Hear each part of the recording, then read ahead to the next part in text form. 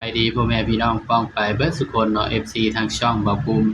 Channel เนาะมื้อนี้บ่าวภูมิก็สิมาตามแนวทางลาวสไตล์พี่น้องคือเก่าเนาะสำหรับงวดวันที่11เนาะพี่น้องเนาะ11ตุลา68เนาะครับเนาะก็มาเบิ่งนำกันเนาะพี่น้องเนาะสำหรับบ่าวภูมิให้เด่นเนาะเนี่ยเด่น8กับ9เนาะครับเนาะสำหรับเด่นเนาะให้เด่น8กับ9เนาะบัดนี้มาเบิ่งผลมันออกนำกันเนาะสำหรับข้างบน723เนาะข้างล่างออก95มาแต่เก้าพี่น้องแต่ว่าบ่ภูมิเจาะบ่เข้าเนาะก็เป็นตาเสียดายอยู่พี่น้องเข้าแต่เด่นแต่ว่าเจาะบ่เข้าเนาะครับเนาะนี่สำหรับลาวสตาร์เฮาเนาะเข้าแต่ตัวเด่นเนาะเจาะบ่เข้าพี่น้อง92 91 92 97มันออก95เนาะครับเนาะนี่ก็เป็นตาเสียดายอยู่พี่น้องนะ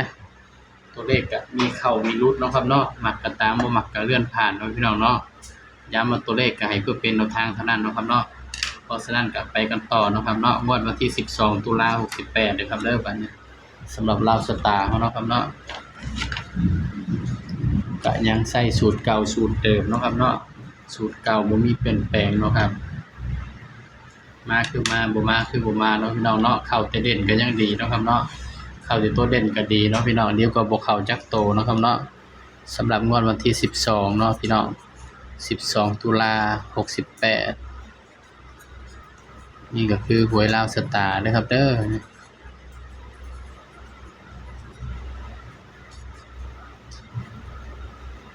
ลายมือบ่ภูมิก็บ่งามดอกเนาะอีกอย่างหนึ่งบ่ภูมิก็บ่แม่นคนฝั่งนี้เนาะพี่น้องบ่ภูมิก็เป็นคนฝั่งซ้ายก็อาจสิเขียนภาษาไทยบ่ค่อยงามเด้อพี่น้องหนังสือบ่งามตัวเลขเข้าก็พอเนาะครับเนาะก็มาเบิ่งนำกันเนาะสำหรับเด่นเนาะมาภูมิใช้เด่นตัวใดเนาะสำหรับงวดวันที่12นี่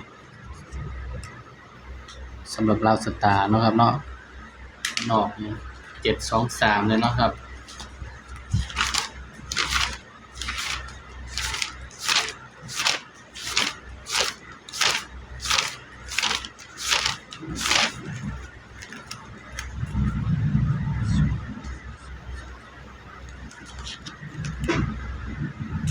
723สำหรับตัวเด่นเนาะก็14 12 17 26ก็ยังได้เด่นตัวเก่าเด้อพี่น้องเด้อสำหรับเด่นเนาะนี่ก็ยังได้เด่น8กับ9คือเก่าเนาะครับเนาะนี่สำหรับงวดวันที่12ก็เนาะเด่น8กับ9คือเก่าพี่น้องเอ้ยเด่น8กับ9คือเก่าพี่น้องเพราะฉะนั้นก็มาจับคู่นำกันเนาะครับเนาะเด่น8กับ9คือเก่าพี่น้องจับคู่เนาะครับเนาะก็สิมีพี่หยังพี่น้อง80 81 82 87 90 91 92 97เนาะครับเนาะนี่ก็ได้อยู่8หางเนาะถ้าสิกันไว้2คู่เด้อพี่น้องเด้อกันไว้ก็คือ94กับ84เนาะครับเนาะนี่คือตกกันเด้อพี่น้องกันให้2คู่เนาะครับเนาะ94กับ84เนาะพี่น้องเนาะสำหรับตัวเด่นเนาะเบาให้เด่นไปที่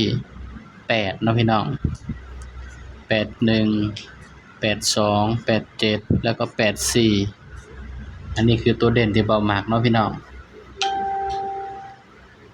ชุด3ตัวมิดเดียวเนาะครับเนาะก็คือตัวกันนี่แหละพี่น้อง594ปัดว่าตัวกันชุด3ตัวก็ได้พี่น้องนี่ก็เป็นเพียงแนวทางเนาะสำหรับลาวสตาร์เนาะงวดวันที่12ตุลา68ก็ขอให้พี่น้องทุกคนปังๆดึงๆดังๆเนาะพี่น้องเนาะขอให้ปังๆครับผมสำหรับคลิปนี้ก็สวัสดีครับ